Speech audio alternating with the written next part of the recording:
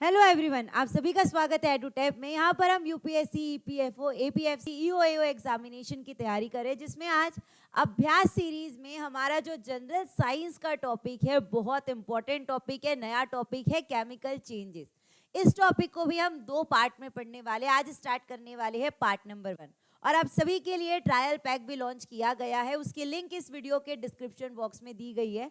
तो अगर आप ट्रायल पैक में एनरोल करना चाहते हैं, इस वीडियो के डिस्क्रिप्शन बॉक्स में उस लिंक पर आप क्लिक करेंगे तो आप ट्रायल पैक में एनरोल कर पाएंगे। ठीक है, तो चलिए बढ़ते हैं।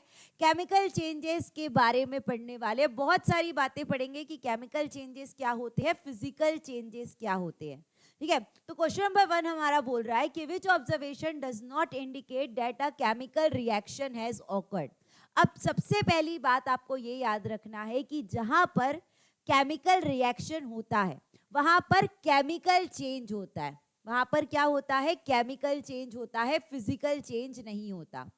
यहां पर आपको बोल रहा है कि किसमें केमिकल रिएक्शन नहीं हो रहा है। नॉट नॉट मतलब किसमें केमिकल रिएक्शन नहीं हो रहा है, इसका मतलब किसमें केमिकल चेंज नहीं हो रहा है। तो आपको एक काम करना है कि जितनी भी आसपास आपकी चीजें आपको दिखाई देती है, आपको उसको कैटेगराइज करना है कि वो फिजिकल चेंज है कि केमिकल चेंज। जैसे कि आपने सब्जी काटा, जब आप वेजिटेबल्स को कट करते हैं वो फिजिकल में आएगा कि केमिकल में आएगा। तो हम पहले समझ लेते हैं कि फिजिकल क्या होता है और केमिकल क्या होता है। फिजिकल चेंजेस ऐसे चेंजेस होते हैं जिसमें साइज में, शेप में और स्टेट में चेंज आता है। साइज में, शेप में और स्टेट में चेंज आता है, उसे हम क्या कहते हैं? फिजिकल चेंज कहते हैं। वहां पर कोई केमिकल रिएक्शन नहीं होता, ना ही केमिकल कंपोजिशन में चेंज आता है।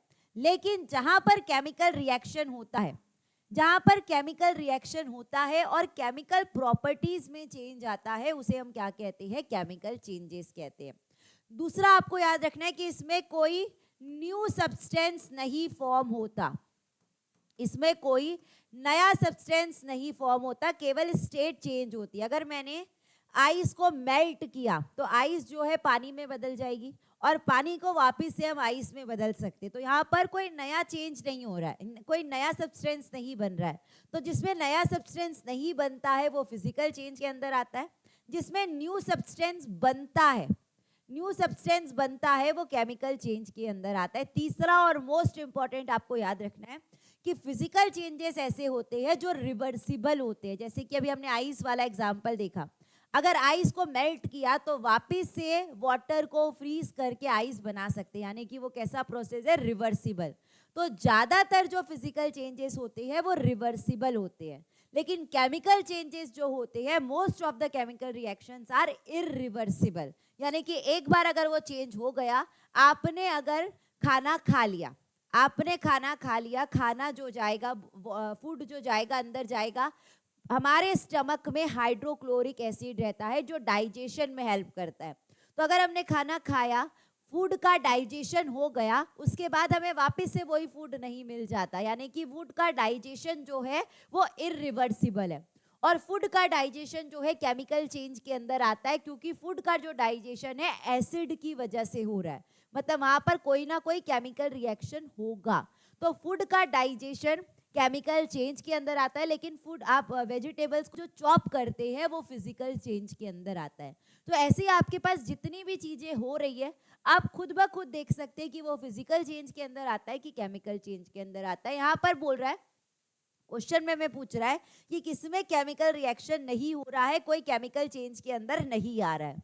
तो जहां पर हीट और लाइट प्रोड्यूस हो रही है, जब आप किसी भी चीज को बर्न करते हैं, जब भी किसी चीज को जलाते हैं, उसमें हीट और लाइट बनती है, यानी कि न्यू सब्सटेंस बनता है। और बर्न करने के बाद वो चीज वापस नहीं आ सकती, यानी कि इरिवर्सिबल है। तो दोनों किसकी कंडीशन है? केमिकल चेंज की। तो यहाँ पर केमिकल रिएक्शन हो रहा है। और जब भी किसी चीज को बर्न करते हैं तो ऑक्सीजन के साथ रिएक्शन होता है। तो यानी कि ये केमिकल रिएक्शन का एग्जाम्पल है। हमें नॉट पूछा है। फॉर्मेशन ऑफ प्रेसिपिटेट, ठीक है, फॉर्मेशन ऑफ प्रेसिपिटेट। प्रेसिपिटेट का मतलब, अगर आपने कोई चीज को मिलाया, आपने पानी में सैंड को मिलाया, तो सैंड उसके अंदर मिलती नहीं है, सैंड नीचे बैठ जाती है, उसे प्रेसिपिटेट करना कहते हैं। ठीक है, इवोल्यूशन ऑफ गैस बबल, अगर गैस बाहर निकल रही है यानी कि न्यू सब्सटेंस बन रहा है, तो ये तो केमिकल चेंज के अंदर आता है। Change in state from solid to liquid, ये हमारा फिजिकल चेंज है और यहाँ पर कोई केमिकल रिएक्शन नहीं हो रहा है। तो जब सॉलिड टू लिक्विड में बदलता है, सॉलिड यानी कि आइस हो गया और उसको लिक्विड में बदलना है, यानी कि वहां पर मेल्टिंग हो रही है, वहां पर स्टेट में चेंज आ रहा है। तो जहां पर स्टेट में चेंज आता है वो फिजिकल चेंज के अंदर आता है, वहां पर कोई केमिकल रिएक्शन नहीं होता है। ठीक है, ये आपको ध्यान रखना है। तो ये जो तीन कंडीशन है वो किसकी है, केमिकल चेंजेस की। तो अगर आप लोग देखेंगे तो हम सारे क्वेश्चन में ये पढ़ने वाले कि फिजिकल चेंज कब हो रहा है और केमिकल चेंज कब हो रहा है। अगर आप लोग नोट डाउन कर रहे होंगे, सारे पॉइंट्स को नोट डाउन भी करते जाना है। आगे बढ़ते क्वेश्चन नंबर 2 में आते हैं। Which process involves a chemical change, किसमें केमिकल चेंज हो रहा है। तो जो जो हमने केमिकल चेंज की प्रॉपर्टीज देखी है वो सारी यहाँ पर अप्लाई हो रही है कि नहीं, वो हमें देखना है। मेल्टिंग ऑफ आइस, मेल्टिंग जहां पर लिखा है यानी कि स्टेट में चेंज हो रहा है, तो ये फिजिकल चेंज है, ये केमिकल चेंज नहीं है। डिसॉल्विंग शुगर इनटू वाटर, किसी भी चीज को डिसॉल्व करना हमेशा फिजिकल चेंज के अंदर आता है, ये भी गलत। आपको कुछ वर्ड्स भी ध्यान देना है कि कौन से वर्ड फिजिकल के अंदर आते, कौन से केमिकल के अंदर आते। बर्न जब भी लिखा रहेगा, बर्न करना जब भी लिखा रहेगा वो केमिकल चेंज के अंदर आता है, लेकिन डिसॉल्व करना जब भी लिखा रहेगा तो वो फिजिकल चेंज के अंदर आता है। रस्टिंग ऑफ आयरन, पहले बात कर लेते हैं बॉइलिंग ऑफ वाटर की। अगर आप वाटर को बॉईल करते हैं तो लिक्विड जो है गैस में बदलता है, लिक्विड किस में बदलता है, वाटर वेपर में बदलता है। तो बॉइलिंग जो है वो भी स्टेट में चेंज है, ये भी क्या है, फिजिकल चेंज है, यानी कि ये भी गलत हो गया। लेकिन जो रस्टिंग ऑफ आयरन होती है ये आपके लिए मोस्ट इंपॉर्टेंट है। रस्टिंग ऑफ आयरन के बारे में हम यहाँ पर समझने वाले हैं कि आपने कोई आयरन की चीज है, आयरन की कोई चीज है, आपने उसे अगर बहुत देर तक खुला छोड़ दिया, 2 महीने हो गए, 3 महीने हो गए, तो जो वाटर वेपर रहता है, आयरन जो रहता है वाटर वेपर के साथ और ऑक्सीजन के साथ रिएक्ट करता है, तो उसके ऊपर क्या आ जाती है, ब्राउन कलर की लेयर आती है। वो ब्राउन कलर की लेयर क्या है, रस्ट है। आप कहते हैं ना लोहे में जंग लग गई है, तो जो वो जंग है, जो रस्ट है, वो ब्राउन कलर की लेयर है और वो किसके कारण बनती है, वाटर और ऑक्सीजन के रिएक्शन के कारण बनती है। तो रस्टिंग ऑफ आयरन जो कोरोजन है वो केमिकल चेंज के अंदर आता है। तो जो रस्ट बनता है वो क्या होता है, Fe2O3 होता है। Fe2O3 को क्या कहते हैं, रस्ट कहते हैं। इसे क्या कहा जाता है, फेरिक ऑक्साइड कहा जाता है। ये आपके लिए इंपॉर्टेंट रहेगा। तो रस्टिंग ऑफ आयरन जो कोरोजन है वो एक केमिकल रिएक्शन के कारण हो रहा है और यहाँ पर जो रस्ट बनता है उसका फॉर्मूला आपको याद रखना है। तो ये कैसा प्रोसेस है, केमिकल चेंज है। आगे बढ़ते हैं, क्वेश्चन नंबर 3 में आते हैं। What happens during a chemical change, chemical change के समय क्या होता है। Only the state of substance changes, गलत। अब तो आपको याद हो गया होगा कि जहां पर स्टेट चेंज होता है वो केमिकल चेंज नहीं है, वो फिजिकल चेंज है।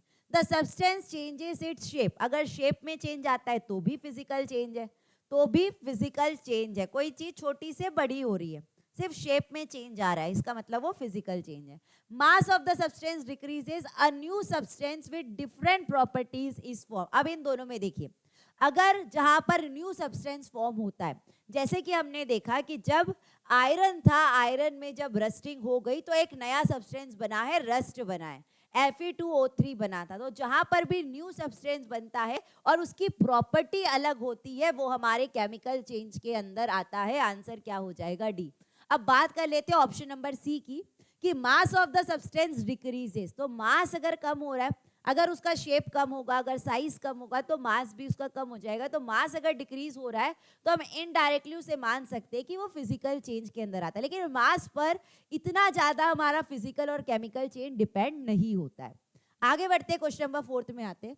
Which of the following is not a chemical change, यहाँ पर कौन सा केमिकल चेंज नहीं है, इसका मतलब वो फिजिकल चेंज के बारे में इनडायरेक्टली हमें ये बताना है कि यहाँ पर कौन सा फिजिकल चेंज हो रहा है। बर्निंग ऑफ वुड, जहां पर बर्निंग लिखा रहेगा, अगर आपने लकड़ी को जलाया तो वहां पर ऐश बन जाएंगे, तो बर्निंग ऑफ वुड, हीट और लाइट प्रोड्यूस होगी, न्यू सब्सटेंस बनेगा। तो ये किसके अंदर आता है, केमिकल चेंज के अंदर आता है। सोरिंग ऑफ मिल्क, अगर मिल्क खट्टा होता है, जब दूध खट्टा होता है तो फट जाता है, उससे आप पनीर बना सकते हैं। तो सोरिंग ऑफ मिल्क जो है वो भी एसिड के रिएक्शन के कारण होता है। मिल्क के अंदर लैक्टिक एसिड रहता है, तो वो भी रिएक्शन कर रहा है, वहां पर केमिकल रिएक्शन हो रहा है, तो ये भी क्या है, केमिकल चेंज है। रस्टिंग ऑफ आयरन हमने ऑलरेडी देख लिया है। रस्टिंग ऑफ आयरन कब होता है, जब वो वाटर वेपर और ऑक्सीजन के साथ रिएक्ट होता है और रस्ट बना लेता है, तो यहाँ पर भी न्यू सब्सटेंस बन रहा है, तो ये केमिकल चेंज के अंदर आता है। हमें पूछा है कौन सा केमिकल चेंज नहीं है, इसका मतलब हमारा फिजिकल चेंज हो जाएगा मेल्टिंग ऑफ बटर। मेल्टिंग का मतलब होता है स्टेट में चेंज होना, और वो फिजिकल चेंज के अंदर आता है। आंसर क्या हो जाएगा, ऑप्शन बी। आगे बढ़ते क्वेश्चन नंबर 5 में आते। Which of the following is an indicator of chemical change. आपको बताना है कि केमिकल चेंज का यहाँ पर इंडिकेटर कौन है। तो केमिकल चेंज का indicator, change in shape, no. Change in shape physical change का इंडिकेटर है।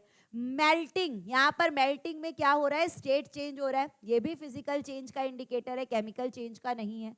फॉर्मेशन ऑफ गैस, डिसॉल्विंग, अगर डिसॉल्विंग की बात करते हैं, किसी भी चीज को डिसॉल्व करना फिजिकल चेंज के अंदर आता है। लेकिन अगर गैस फॉर्म हो रही है, अगर गैस फॉर्म होती है, एग्जांपल लेते हैं कि अगर मेरे पास जिंक ग्रैन्यूल्स है, जिंक के ग्रैन्यूल्स है, अगर मैंने उसे हाइड्रोक्लोरिक एसिड के साथ मिलाया तो क्या बन जाएगा, जिंक क्लोराइड बन जाएगा और हाइड्रोजन गैस बाहर निकल जाएगी।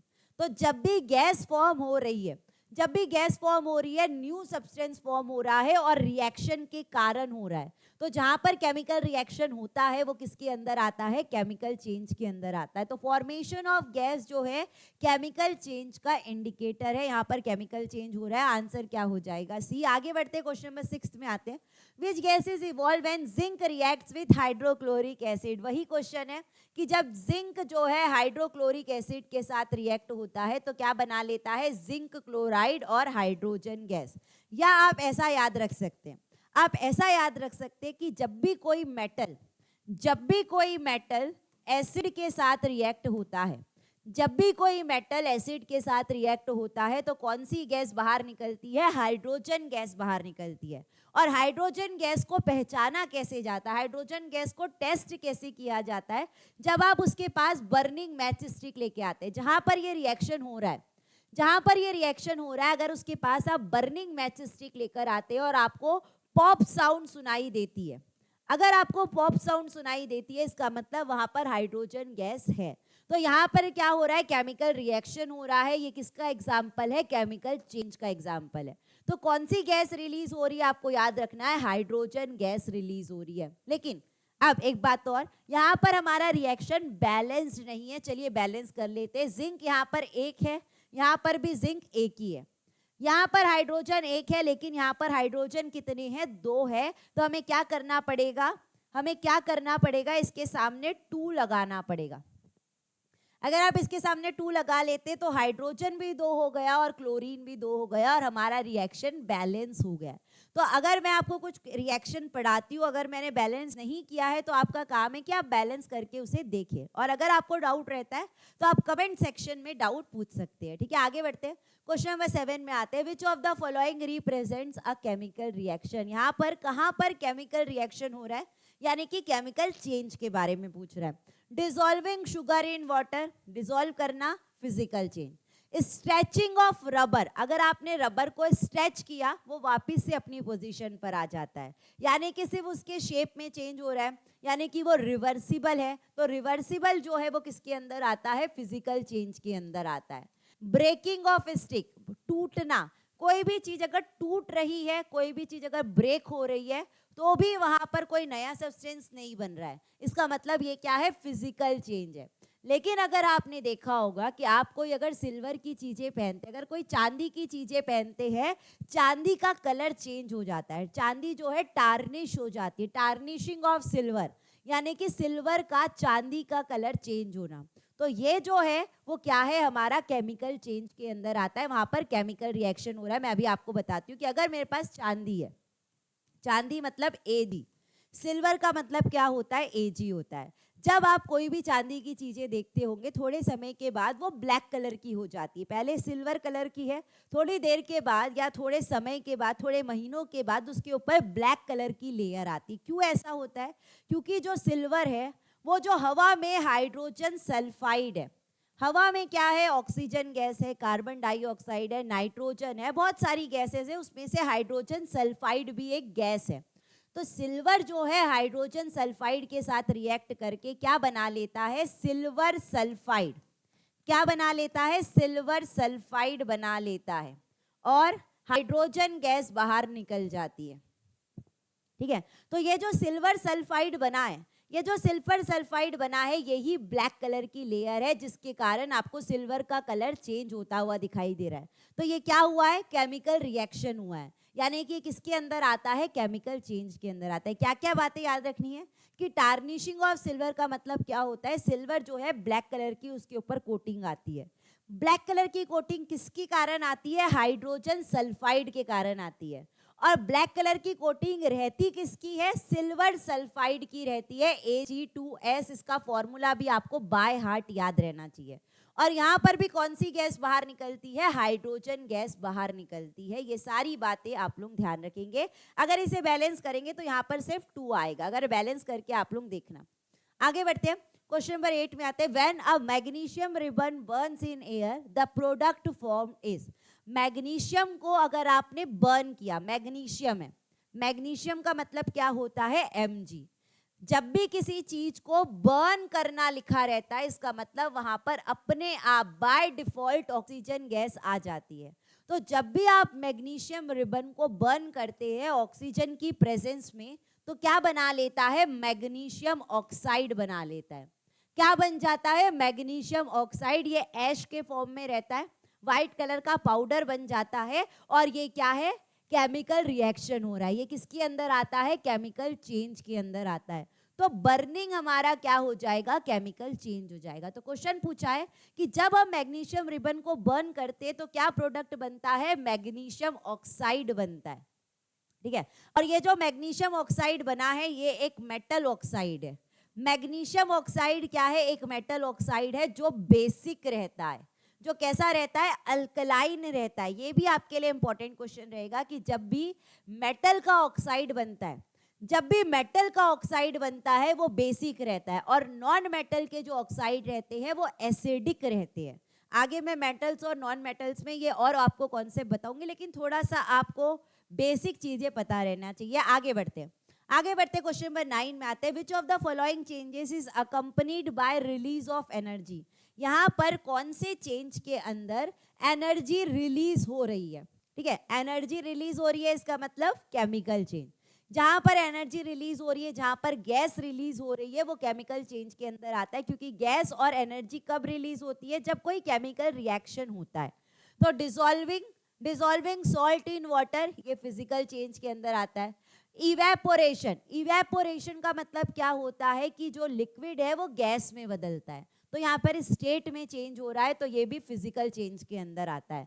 और फ्रीजिंग ऑफ वाटर, वाटर को फ्रीज करना, वाटर को आइस में कन्वर्ट करना, स्टेट में चेंज होता है, ये भी फिजिकल चेंज के अंदर आता है। लेकिन अगर आप कोल को बर्न करते हैं तो वहां से हीट और लाइट निकलती, हीट और लाइट एक एनर्जी का फॉर्म है, और न्यू सब्सटेंस बन रहा है, ये केमिकल चेंज के अंदर आता है। आंसर क्या हो जाएगा, सी, कि बर्निंग ऑफ कोल एक ऐसा चेंज है जिसमें से एनर्जी रिलीज होती है। तो चलिए last question, question number 10, the green colour on copper vessel is due to the formation of. आपने अभी आज हमने देख लिया कि आयरन के ऊपर ब्राउन कलर की कोटिंग आती है, उसे रस्ट कहते हैं।